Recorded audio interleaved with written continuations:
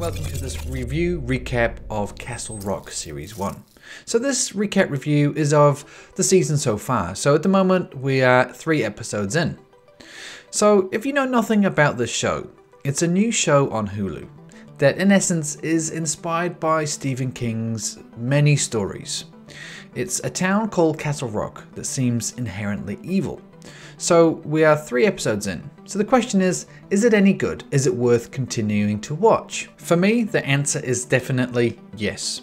This of course could change as the season progresses, but so far it's great. The unfolding story is slowly coming together for all our characters.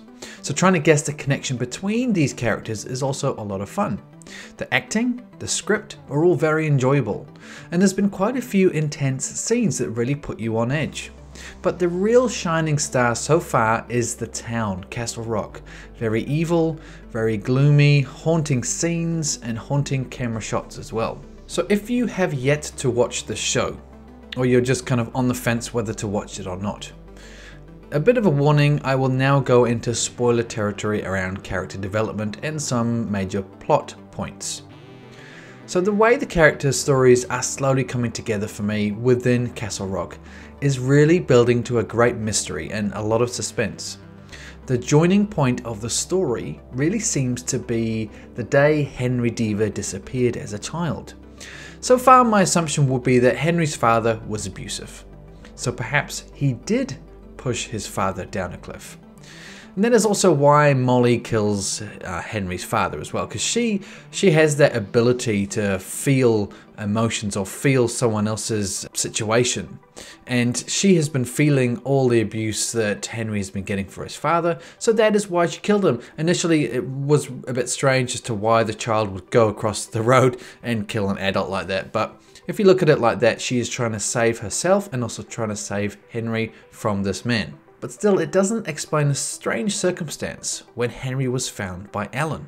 So that mysterious sound when no one was around, then all of a sudden, pop, we see Henry almost materialize in the middle of a lake, well on top of the lake because it was covered in ice.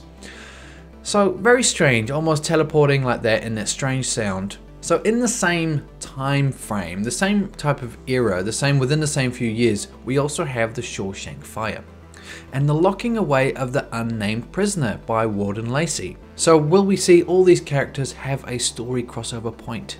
A point that this all began. So a connection between Henry's father, Warden Lacey, the unknown prisoner, the fire, that strange noise, and perhaps even more people as well.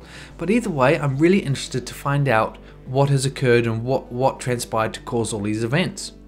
So we have so many interesting characters as well, waiting in the wings you could say, who we want more information about. Some interesting characters just everywhere. Almost everyone that comes on scene, I want to know what their involvement is with this and what their history is. I just hope the show continues on the path that it's on. It set a very high bar for itself.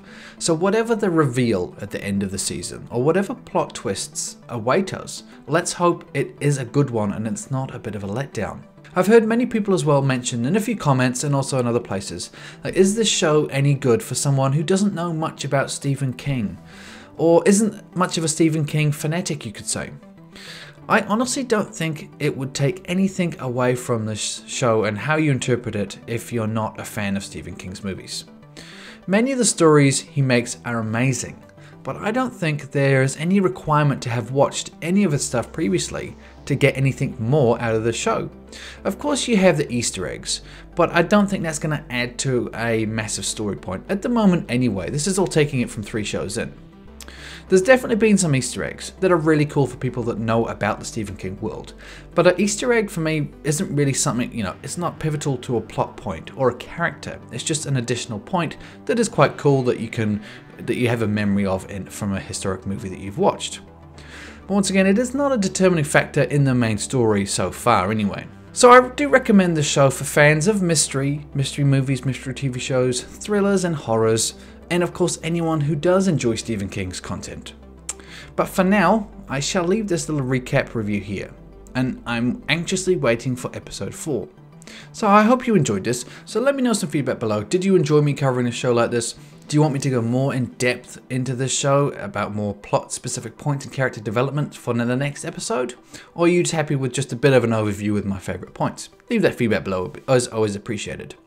But so if you do like this content, if you do like the show, if you want to see more stuff from me here, just thumbs up is helps me out. And once again, that feedback below, and subscribe as well for future content around the show and many other things. But for now, I shall leave this video here. So until next time, this is Mesh, and I'll see you later.